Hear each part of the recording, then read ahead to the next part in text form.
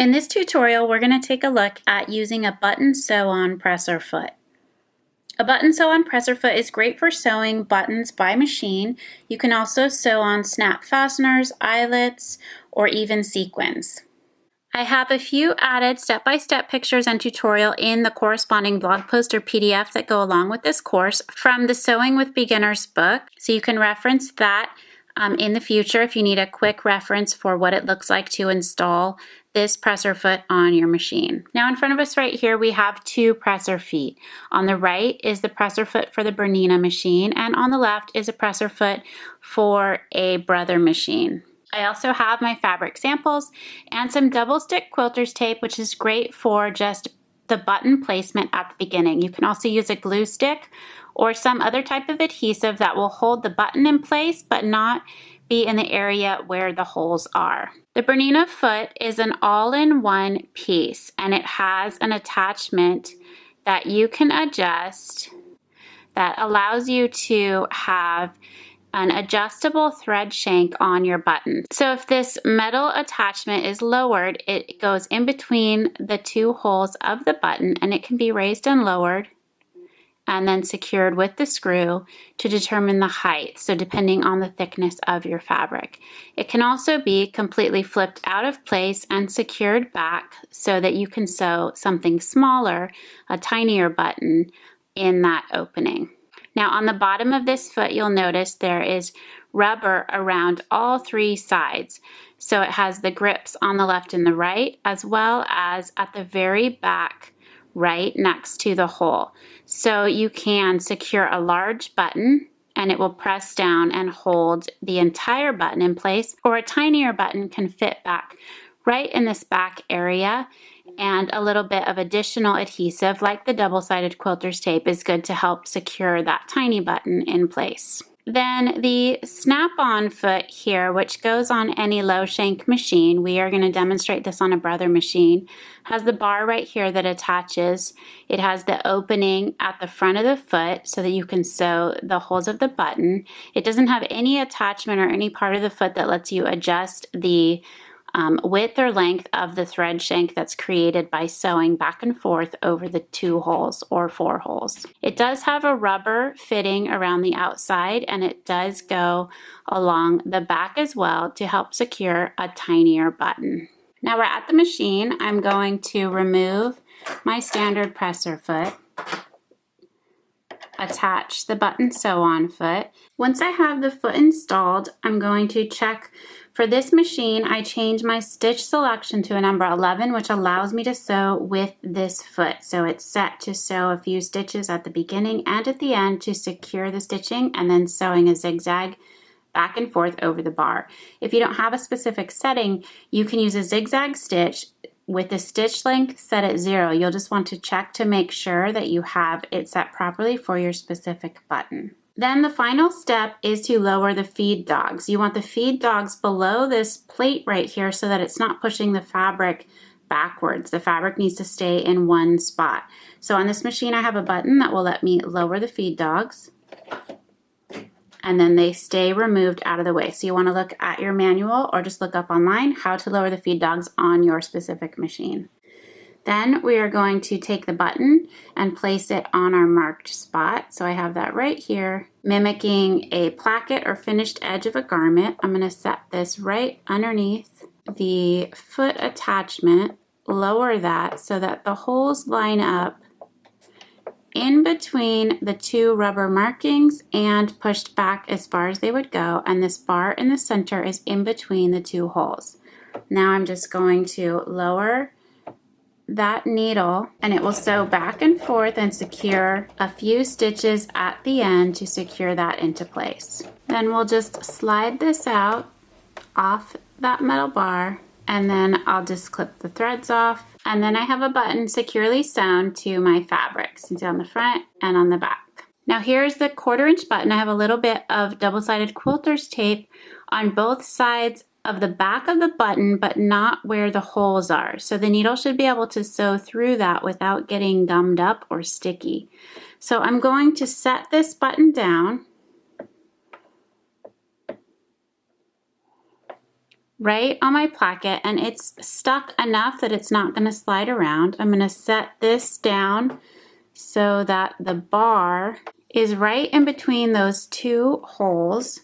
Then I'm going to check to see if my needle width is set properly. So for this one, it's too wide of a span. So I'm going to make my stitch width narrower until that is going to hit that hole. It's still a little bit too far.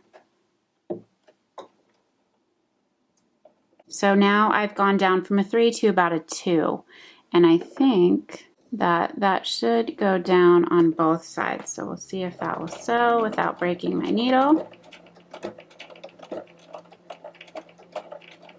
And there you can see now we can pull this out. And then I also have sewn down a 1/4 inch button. So that worked okay. It would take a little bit of experimentation to really make sure that you have your thread tension right and that shank bar is positioned properly so that the thread is tight enough on the button. But then I can go ahead and just trim out my threads and I have a tiny little button secured by machine. Now, one other thing I'll mention about this foot with this bar that comes out in the center to do the adjustable shank. If your buttonholes are too close together and this is just in the way, you can simply unscrew this and tilt this out of the way. I can just raise that up. I'm tilting it out of the way. I can reinstall the foot. And then I can lower this down and sew a button that has the holes closer together. And you'll notice back behind here, there is rubber under this back part of the foot as well. So I have a little bit of double-sided quilter's tape under that button, but the rubber is holding it on the back side. So now if I have my stitch width set small enough, I can lower this down into these holes. So I'll check that and bring that down. It looks like it's a little bit too far back. I'm going to slide it forward just a tiny bit. And I should be able to come down.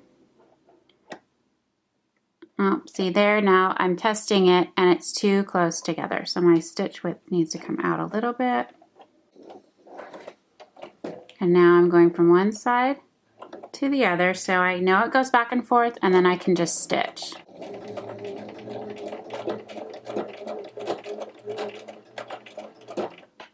And there I have a 1/4 inch button installed without the bar that creates the shank that's loose. So that's secured tightly on that tinier button.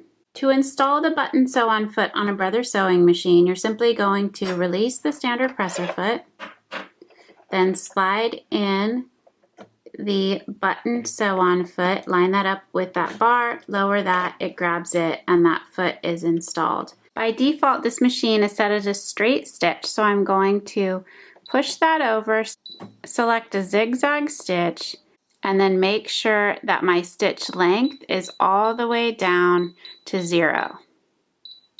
Now the stitch width is going to depend on the placement of the holes.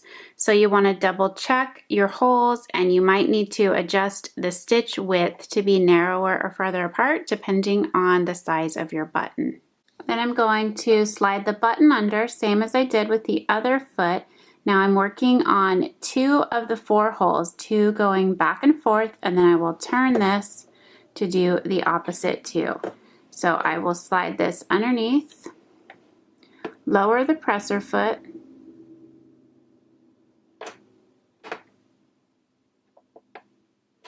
and then I will just by hand lower the needle to make sure that it hits those holes. So I have it going in one, and then it's going to go to the other side, and it is lined up correctly with the placement of those holes at my 3.5 stitch length. So then I'll just go ahead and press the pedal.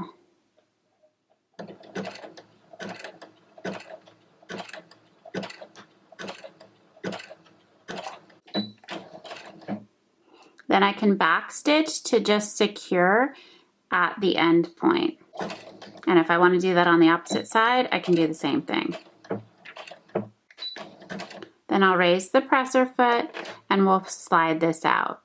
Then I'm going to rotate that in the opposite direction, lower the presser foot, and do the same thing to sew the other 2 buttonholes.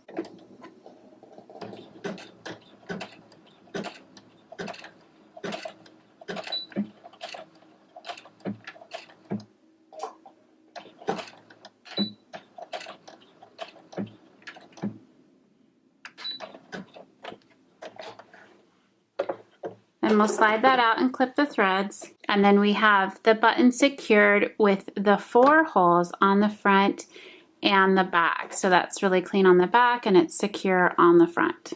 And here we have a tiny 1/4 inch button on this foot as well. So it's secure under the back of the foot. This little notch in the center is lined up in between my 2 holes, and I'm going to check to see if I can get that needle to go down right in the 2 holes. It looks like it's not exactly lined up. I'm going to scoot that over a tiny bit. That will go into the 1 hole, and then on the opposite side it's a little bit too wide, so I need to open back up my stitch and make my stitch a little bit smaller.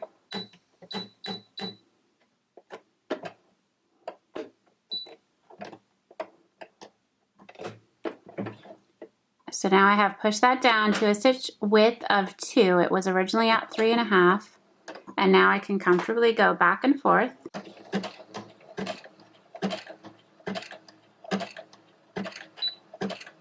And I can sew that tiny button down. I did have double stick quilter's tape on one part of the bottom side of that to hold it in place, but it is secure with the presser foot as well. And then you can see there that button is nice and secure, sewn to the front and cleanly sewn to the back. So this is a great technique.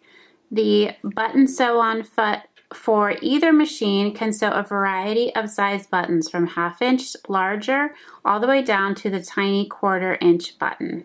I hope that the tips in this button sew on foot tutorial will encourage you to try to use these techniques on your own machine and in your own projects.